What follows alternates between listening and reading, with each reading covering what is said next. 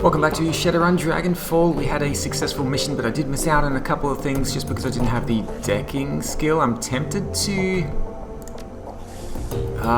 use the Karma to get decking 4 and then maybe have a chance at hacking into some of these consoles if I don't bring Blitz along for the next mission. Decking 3 can equip the Renraku craft work. Yeah, I did try to use one of the consoles actually, but I don't think I had the equipment necessary to do that. So let's go with that. Let's go available Karma 14. Is this limited by intelligence?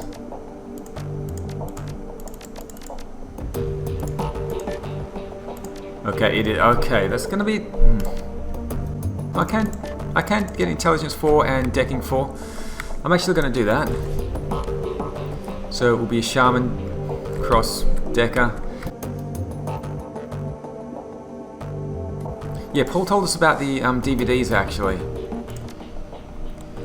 at the end of the last episode, so let's check them out. The MIDI tray of the DVD player slides out of its battered plastic case.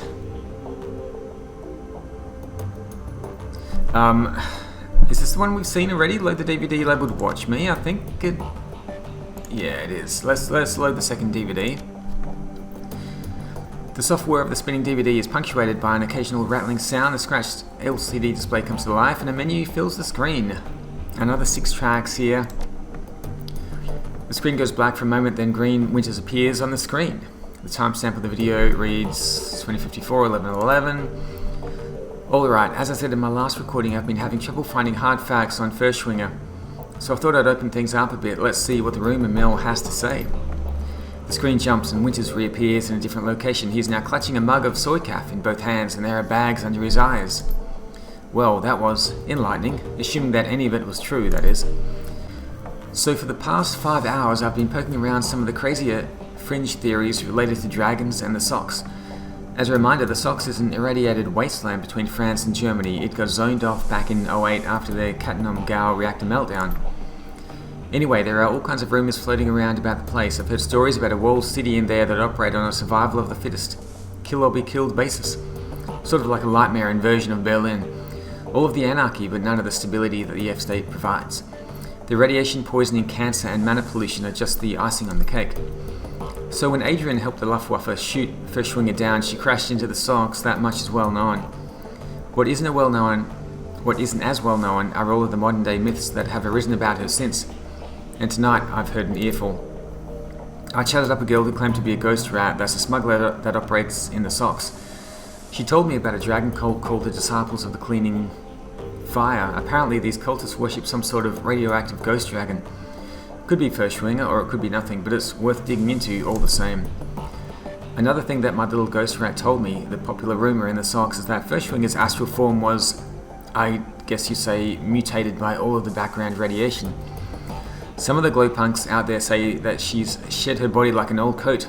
Others say that she's trapped, doomed to languish, as an intangible radioactive ghost. I don't know how much credence to give any of this. After all, I don't have any proof that my ghost rat is even a ghost rat. She might be, but then she could also be a run-of-the-mill glowpunk. Or maybe she's just yanking my chain and she's never been into the socks at all. Who knows? Well, it's food for thought anyway. I don't know whether the thought of some radioactive ghost dragon thing is any scarier than a genuine dragon is, but it's interesting all the same. Now the big question is, will any of this get me any closer to finding Adrian? I'm going to go out on a limb and say no, but you never can tell. Winters leans forward and presses something off screen. The display goes black. Okay, let's go to track 2. Okay, 2054 1112. Alright, let's continue thinking outside the box. After the Dragonfall, the great dragon Kaltenstein came flying into the socks to rescue the Firewing, but he was driven off, some say killed, by Lofweir and Nebelher. So what if there's another dragon involved in all of this? Winters grabs a thick leather-bound tome from a shelf behind him, licks a finger and begins to leaf through it. Alright, so let's run down the list of major dragons that could be helping her. First there's the Golden Worm Lofweir, the CEO of Cedar Krupp, and quite possibly the single most dangerous being on Earth. Lofweir's a local boy, so he'd be in a position to help Furschwinger. He certainly has the financial capability to help her. He could send a small army into the socks if he wanted to. So he's definitely got the means, but I can't see how he'd have the motive. He actively prevented the Firewing's rescue back in 2012, after all. Same thing is true for Nebelher. So let's scratch let's scratch both of them off the list. We've got Aiden the Great Sirush. He's operating out of Turkey. By all accounts, he's not a fan of Lofweir. They're actively competing for territory in the Middle East. So I suppose that could be considered motive. Reviving the Firewing might cause problems for the Golden Worm, but would he risk a war with Sadekrupp by straying onto Lofweir's territory? Again, I don't think it's likely. He turns another page. The Celadir out in Wales. He's pretty heavily invested in Transys Neuronet, so he's got the money, but he's too busy dealing with the BTL killer scandal that Transys is going through out in London to get his claws dirty in the socks. Dunkelzahn out in the Yukas. He pauses, shakes his head, then he slams the tome shut. No, this is a waste of time. The more I think about it, the more convinced I am. The Firewing is acting alone. Dragons don't cooperate unless they absolutely have to. After all, why bother making nice with your equals when you've got an entire planet full of pawns at your disposal? They don't need to work together, they have us to exploit. Winters leans forward and presses something off screen. The display goes black. Okay, track 3. While this track does load, it's clearly corrupted. The screen fills with a meaningless stream of text. Okay. Track 4. This file is partially garbled. You can recognize a few words here and there, but they're interspersed amidst a solid block of corrupt text. Verclair. Swear to Aslian, I will find. It's the last. New research. Okay. Track 5. This file is corrupted as well. Meaningless characters. Track 6.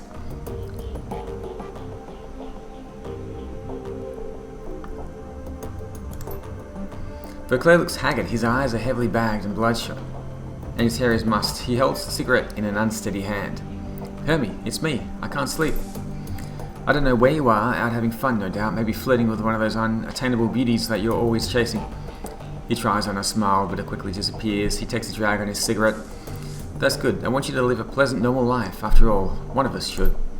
Verclair rubs his eyes. I can still smell the smoke, Hermie. It's almost a year later, and I can still taste the stench of burning corpses. When I sleep, I can hear the sirens and the screams. There is no sound in this world as horrible as a burn victim screams. The doctors would call this PTSD, I'm sure. They'd have me in therapy. Maybe dose me up on some SSRIs like they do to our veteran soldiers. He chuckles, then takes another drag. Quite a story for the tabloids. The great dragon slayer, Adrian Verclair, mentally incapable of wrestling with his own demons. He shakes his head. No therapy for me, and certainly no medication. I have a reputation to live up to, however poorly deserved it is, and however little I want it. He pauses, stubs out his cigarette. The dragon is still alive, Hermie. Of that I am certain. One day I will find her, and then perhaps I'll be able to sleep through the night. Okay, let's eject the DVD. Step away.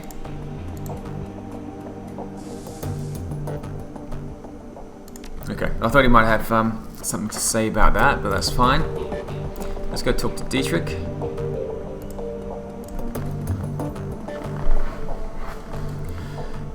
You really came through for me, boss.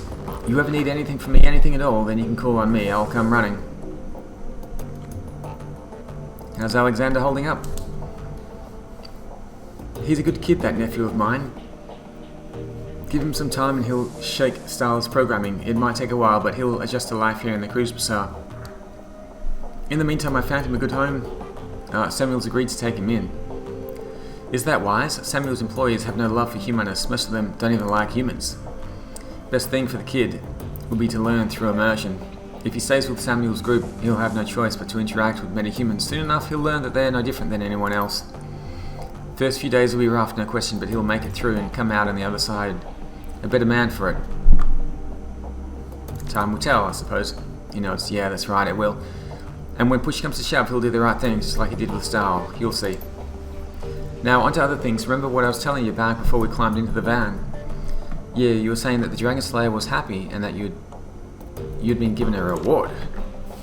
That's right, thanks to our, let's not mince words, heroic actions back in that swine pit, the Dragon Slayer has seen fit to grant me his favour. His grin widens, and now I know what that means and what I can do with it. Well, don't keep me in suspense. He gestures at the ground near his feet. This. As you watch the spot that Dietrich is pointing at begins to glow, lines of force spread out in a scintillating web, and a feeling of raw power suffuses your body. I've just torn open a channel between myself and the Dragon Slayer. That power that you feel is his power, pouring through the ether and into that spot. If you're familiar with ley lines, it's the same basic concept. I consecrate a patch of ground, and as long as I stand in that spot, all of my magic is stronger. He crosses his arms over his chest. Not bad, huh? What about another mage or shaman? Could someone else benefit from one of these channels too? He shrugs. Don't see why not. Like I said, it's basically a ley line. As long as you're on the Dragon Slayer's good side, I don't see why you couldn't use it. My idol, he isn't stingy with his gifts. Anyway, boss, I want to keep fiddling with this, learning to properly control it, and I'm sure that you've got things to do as well. You take care of whatever else needs doing, and by our next run, I'll be ready to use this. Sounds good. Okay, so he can open up those ley lines, make the spells stronger. Can we check out the equipment? What's the decking stuff?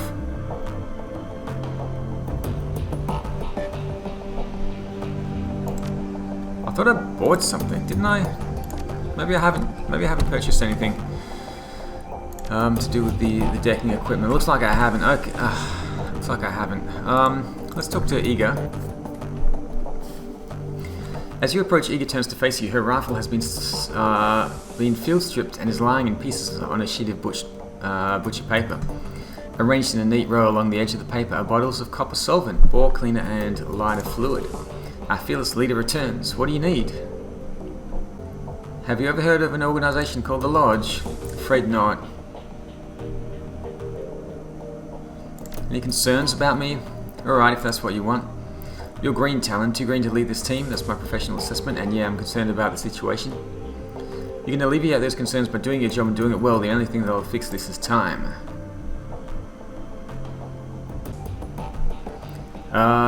Worry all you want. This team is going to succeed with or without you. She shrugs. You've got the right attitude. Maybe my concerns are misplaced, or maybe you're just telling me what I want to hear. Only time will tell. Any thoughts about the last run? After all of the moral ambiguity that we've been wading through, hitting Humanus was incredibly satisfying. What they had planned, it makes my blood boil just thinking about it. I still wish that I could have put a bullet in Sal's spine, but if the fallout from tonight's run is as far-reaching as I think it's going to be, he's probably going to wind up wishing that he were dead, and that's almost as satisfying.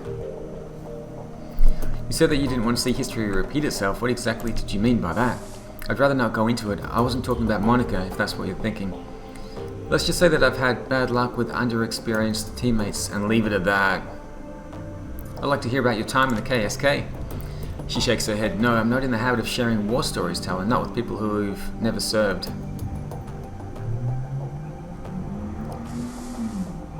It doesn't have to be a war story. I just want a better idea of who I'm running with. She looks you in the eye for a moment, evaluating. Finally, she shrugs. Alright, Talon, you win. I owe everything to my time in the KSK, from my street name on down, so you tell me what you want to know and we'll see where this goes. How'd you get your street name? Back when I was in basic training, a fellow recruit made a vulgar joke at my expense. He said that I reminded him of the north face of the Eager in the Bernese Alps. Huge and beautiful, but dangerous to climb. His tone left little doubt as to what sort of climbing he had in mind. I think that he was trying to proposition me in his clumsy way, poking me in front of the other recruits to try to provoke a reaction. She shrugs. Anyway, he got one. I broke 3 of his ribs, and the name stuck. Served him right. Eager regards you with a critical eye. You might actually mean that, but then you may just be trying to get on my good side.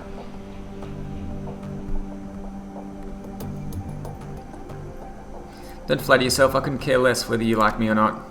She nods. Good. That's the right attitude, but be careful not to take it too far. You may not need your team's approval, but you do need this respect. Out in the field, nothing will kill you faster than losing the respect of your team. That's good advice anywhere out in the field or here in the shadows. She nods. By the way, Talon, I'm aware that it is more than a little ironic for me to be telling you this after Monica's death. If you were the one who was dressing me down in front of Amsel and the rest. Well, anyway, I don't want to dwell on it. I just want to say that I'm sorry for putting you in that position. She straightens, clears her throat. Anyway, you need anything else, or can I get back to prepping for our next run? Tell me about your team. She nods. Fair enough, I guess that you've earned it. There were 8 of us, 2 commando squads working together as a single unit.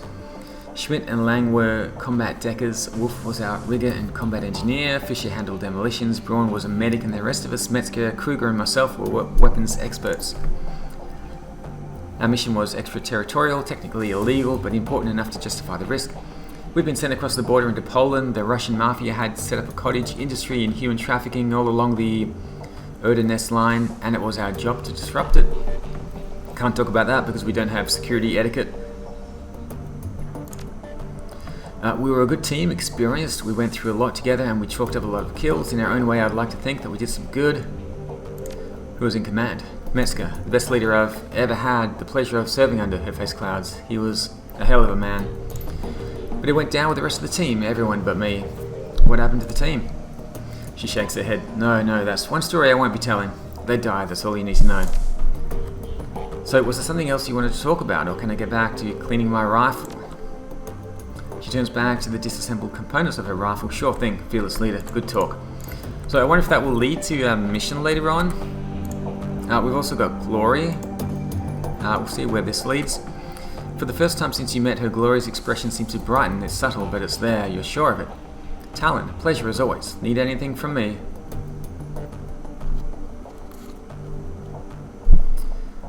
Have you heard of the lodge? I've heard of a lot of lodges. Okay, I think we've asked her about this already. Nothing's coming. Dietrich might be able to help. Okay, that's fine. How you doing, Glory? Golden as always. Talon, no problems here. I think you're warming up to me. She studies your face for a moment before responding. I suppose that you might say that. I don't talk to many people, Talon. It just doesn't seem to be worth the effort. I don't really feel much anymore, not since. She caresses the chrome of her forearm with a hand made of articulated steel. If that's true, why are you still talking to me? I suppose because you've shown an interest and because you haven't let me push you away. She locks eyes with you, her expression is blank. I don't want to mislead you, Talon. I still don't feel anything, not warmth or friendship or even trust. But I can appreciate the effort you're making at something new, and it's worthy of exploring. Are you ready to tell me about that chrome you're sporting? I'm getting there, Talon, but you'll have to give me some time. The answers will come when they do. You said that things went bad when you turned 14. I'd like to keep talking about that. She stares at you, her face expressionless. No, I'd rather not. Why not? Because I don't see a reason to. The memories are unpleasant, and dredging them up doesn't serve any real purpose. You're wrong about that. The last time we talked, it had an impact on you. That's reason enough to continue. She pauses a moment to consider your words, a troubled look on her face. I suppose that's true. Feeling discomfort is better than feeling nothing at all. Alright, here's the deal, Talon. I'm going to talk. You listen. When I'm done, I'm done. No complaints and no arguments, and we'll see what happens. Deal? Deal. Right. The 1,000-meter stair creeps back into Glory's eyes. A moment later, she locks away. She's locked away into her own head again, reliving memories that she'd long since filed away. So a few days after my 14th birthday, I began to express magically. Judging from what I saw in your aura, your awakening must have been an incredible thing. It was actually fairly standard. The real power didn't come until later, but we'll get to that. There is another long pause and Glory becomes more animated. Anyway, I turned 14, I awakened. I don't even remember how my parents found out about it anymore. I think that my dad caught me playing with a tiny city spirit that I coaxed out of a pile of garbage somewhere like that. With everything that happened afterward, those days are kind of a blur. What I do remember is my father's response to the revelation that his little girl was a witch, a hex. He beat the living shit out of me with his fists, and then his belt, and then a claw hammer that he grabbed out of his toolbox. All the while my mother was screaming and flailing at him. She took a couple of licks with the hammer too. It's a miracle that you survived. I'm just lucky, I guess. So finally, after what felt like an hour, Dad stopped turning me up with the hammer. I had broken ribs, a busted arm, I couldn't see out of my left eye, and my entire right side was covered with one giant bruise. I was bleeding all over the place, making a real mess of the carpet. The old bastard spat on me, his bleeding, crying daughter. He spat on me and told me that I was Des Stufulus Hua, the devil's whore. Then he kicked me out of the house. As I was crawling away, my father told me that if he or any of his cruise-ridden brothers ever saw me again, they'd treat me as the Berlin chapter treats the enemies of God. If you're not familiar with how the cruise-ridders here in Berlin deal with heretics, it's decidedly less pretty than what my dad and his buddies did to their victims. I got the hint, and the next morning I hitched a ride out of Stuttgart. Go on. I wound up in Tübingen. I figured it'd be a safe enough place to find medical attention, and maybe to call home. It's not far from Stuttgart, but it has a huge student community that I figured I could blend into. And the university there has a decent magic department. My ride dropped me off at the university hospital and they patched me up pretty good, had some questions for me about how I got so beaten up, but I lied and told them that I'd been mugged, which played nicely into my complete lack of cash, credit, and identification. Glory pauses for a moment and looks down at the floor, then fixes her eyes on you. She's visibly tense. We're going to fast forward through the next few years. I was a kid on the street. I got by as best I could, doing whatever I had to do. The rest we can leave up to your imagination. Good? Good. Good. Glory's clenched jaw relaxes somewhat and the tension drains out of her shoulders. Thanks. So anyway, I lived on the street for a few years, got used to being hungry all the time, got used to getting rained on, got by. I was painfully aware that I had magical talents, but without any kind of training or guidance, I didn't really know how to use or develop them. Truth be told, they scared me, so I more or less ignored them. So it just sort of went like that until a few days after my 17th birthday. Then I met Marta and everything changed. Marta was a sweet girl. At first I took her for a street kid like me. Her clothes were a little ratty and she seemed comfortable being near me. But she also looked well fed and happy, and those were two things that I hadn't been in years. We started hanging out, and before I knew what was happening, I was in love. There was a genuine attraction between Marta and me, I think. But I also think that a lot of my affection for her came from the fact that she was the first person in years to give a damn about me. She cared, and I loved her for that. Glory pauses. She looks flustered, her composure cracked. Keep going, Glory. She stares at you for a beat, then nods. A few ragged breaths later, she continues. Marta told me about a place where she'd been hanging out. She invited me to join her there. It was called Verstel, the fireplace, and it was sort of a commune for dispossessed youth. It turns out that a lot of the street kids I'd known over the years had moved there. The way they had disappeared, I'd assumed that they'd been kidnapped or killed or gone back to their parents, but there they were. I remember being kind of angry about it, like, how did everybody get the memo about this but me? Marta calmed me down. She was good at helping me work through my feelings, and I wound up following her to Verstel. To a street kid, it was basically paradise. The owner, a guy named Harrow, had set up his little farm just outside Tübingen in the Schönbuck forest. The Schönbuck is officially a nature park, but not many people go there nowadays. Too much fear of paranormal animals, I guess. Anyway, park or not, it was plenty big enough for us to hide in. It was also safe and pretty, and the farm was well stocked with food. Most importantly, Verstel gave us a sense of community and stability that we'd never had on the street, and we loved Harrow for that. He became like a surrogate father to us. Glory pauses again, and you recognize the distinctive flush in her cheeks. She seems to have come out of her reverie once again. That's enough for now. I need to process all of this, and I don't want to continue forward until I've had a chance to do that.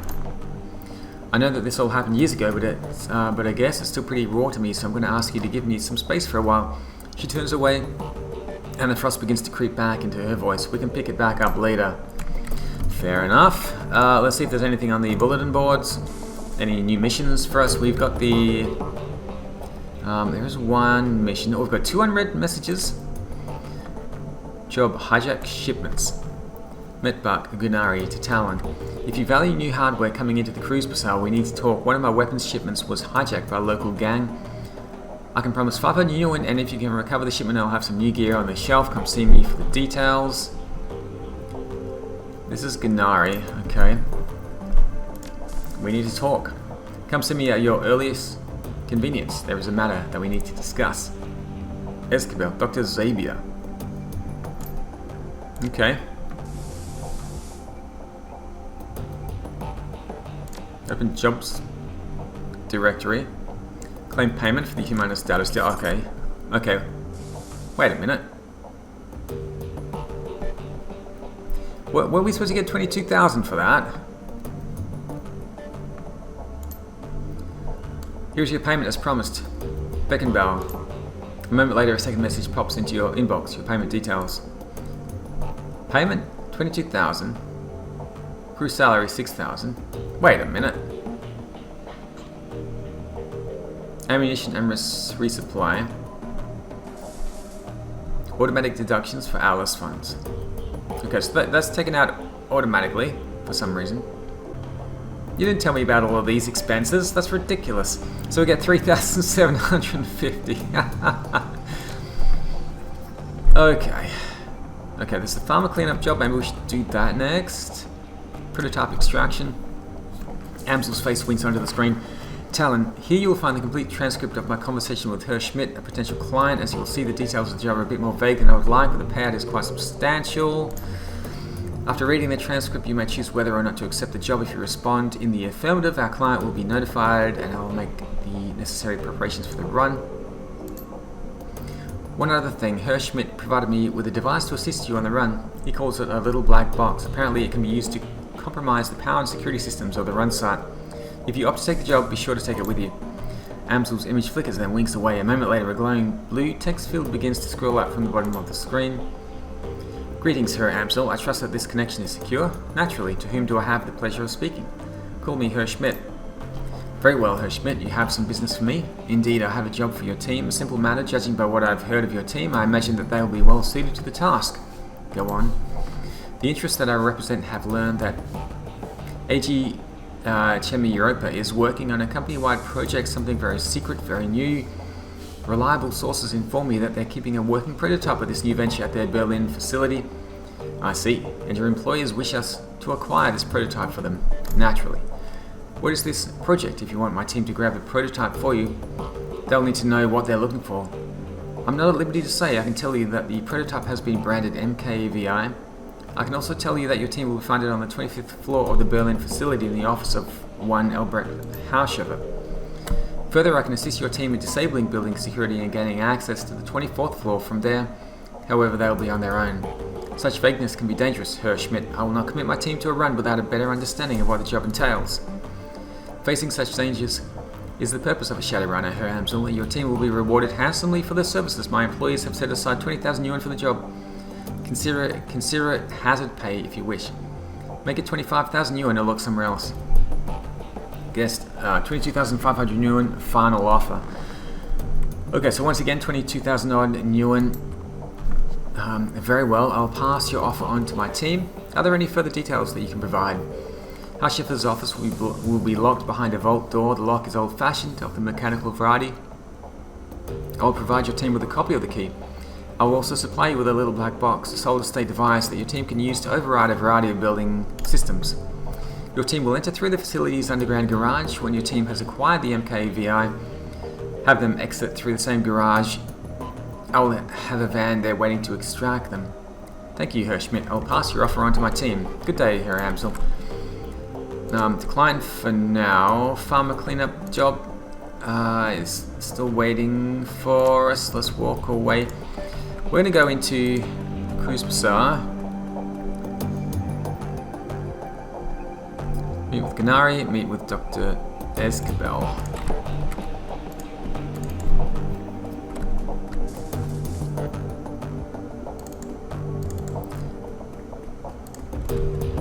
So we'll head out to the streets. I'll find if I can find some item to jack into the consoles. I thought I bought one early on, but maybe I didn't have the money for it. I need some tech. What have you got, Millet?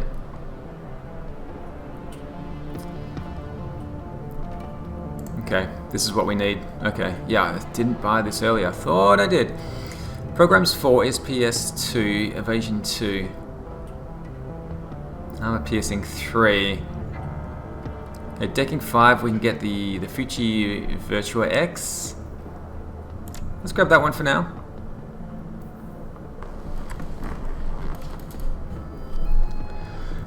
Blaster level 2, an area effect matrix attack.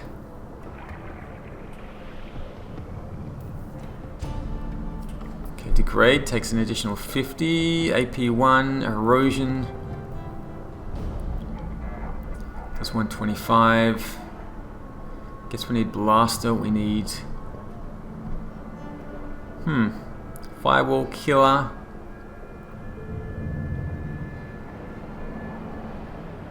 Minus 1 action point. Let's grab killer. Okay, I think sniffer would be good. I think blaster level 1. Let's just have a quick look down here. Create an attack. Oh, we can create drones. Execute exploder. So we can create programs there. We can get drones. Okay, we don't need the drones at the moment. We just want to have a look at... it's kind of expensive. Let's hold off on that for now. Yeah, so we're not using drones. We've got the cyber deck. Any outfits? Armor 5. Combat medic armor. +1 move speed, +1 biotech. Combat medic armor. +1 intelligence, +1 biotech. Kind of like the +1 intelligence, +1 decking. We're gonna buy all of that.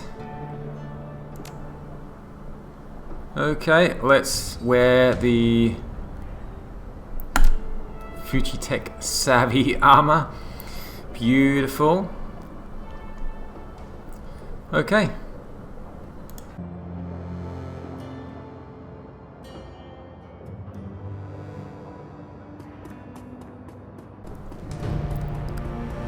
Cammy, she got any information for us?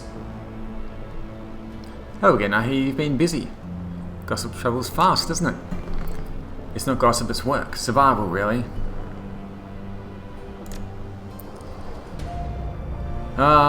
If you do not spy, how do you know who's the boss? I'm just a kid, what do I know? Intel is important. But that should be a lesson for you when you're older, don't you think? Kami puffs up indignantly and you realise how young she must really be. She couldn't be out of her teens yet. And what does that mean? Let's not lecture her on anything. It can be a hard life for a kid. She grows quiet for a moment, briefly looking down at her shoes before looking you straight in the eye.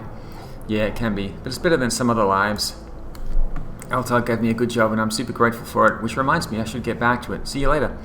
She lazily tips an invisible hat at you before returning to the comm at her wrist.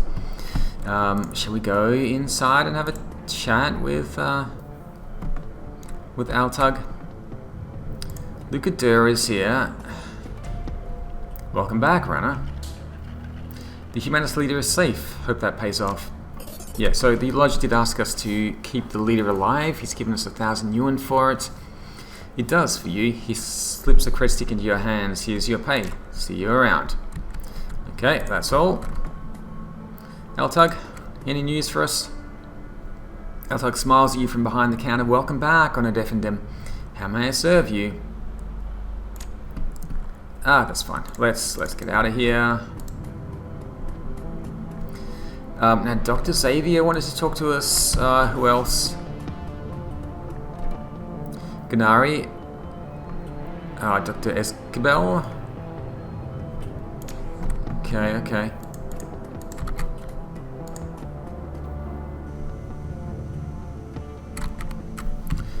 Just a quick look to see what I'm missing. We've got level 1 air elemental.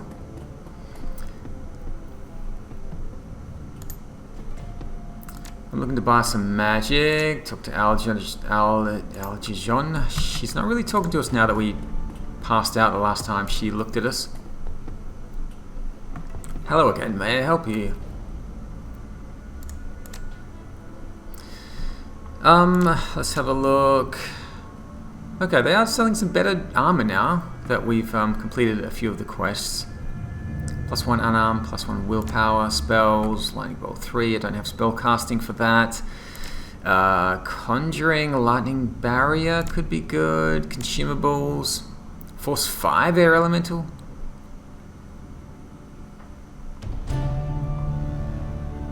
Need spirit summoning 6 for the fire elementals.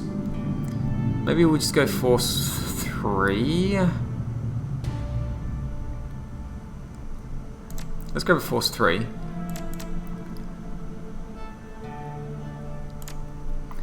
Acid Bolt 3. Acid Bolt 2. Could upgrade the Acid Bolt. Let's do that. Okay, we'll confirm that. So I should be able to... Can I sell this stuff?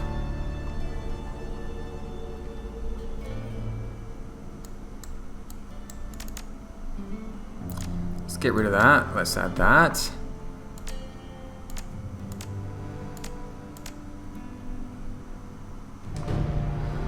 Okay.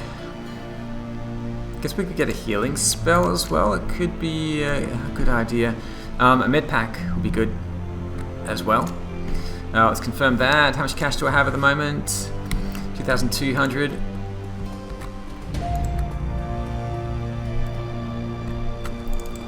So a quick run up here. Is this Dr. Xavier?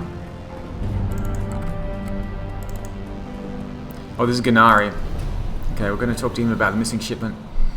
Welcome back. You need some weapons, some ammunition perhaps? Got a message about that missing shipment. How can I help? He nods. A gang from a nearby Kias has been hijacking shipments bound to the cruise bazaar, taking money out of our pockets. I could use your help to stop this from happening. Your dear departed Monica used to provide encryption and information control for the cruise bazaar. Now that she's gone, we merchants have been having no end of trouble. The obvious answer is that a gang has been intercepting our communications. Shipping manifests, payment orders, that kind of thing. A group with an agenda could use that information to set an ambush, and that's just what this gang has been doing. Several cargo trucks full of goods have already been hijacked en route to the cruise bazaar. I had a tracking device placed on the last shipment that I sent out, containers full of weapons and medical supplies. Sure enough, it got taken, and I've tracked it to Gersenbrunnen. If you've never been there, it's a Kia's built out of an old G-Bahn station and some old bunkers. Rumor has it a new gang called the Rabengeister is holed up there. I suspect that the two things are related. So I need you to go to the Gersenbrunnen, find the Rabengeister, and get our goods back. I can offer you 500 yuan for the task. 500 yuan is hardly anything. I just spent 600 yuan buying an air elemental. And if you can recover our missing weapons shipment, I'll be able to sell you some better hardware too. Can you tell me anything about this gang? He frowns. Not much, I'm afraid. From what I've heard, the Rabengeister are tricky. They have a reputation for stirring up trouble, then disappearing without a trace. I would tread carefully in Gersenbrunnen if I were you.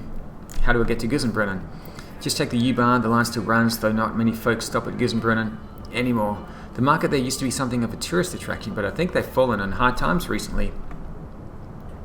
I'll see what I can do, no promises. That's fair enough. Just remember, if you can get that shipment back, I'll be able to put some better weapons on the shelves here. Hardware like that might come in handy for one such as yourself. Okay, so better weapons would be good.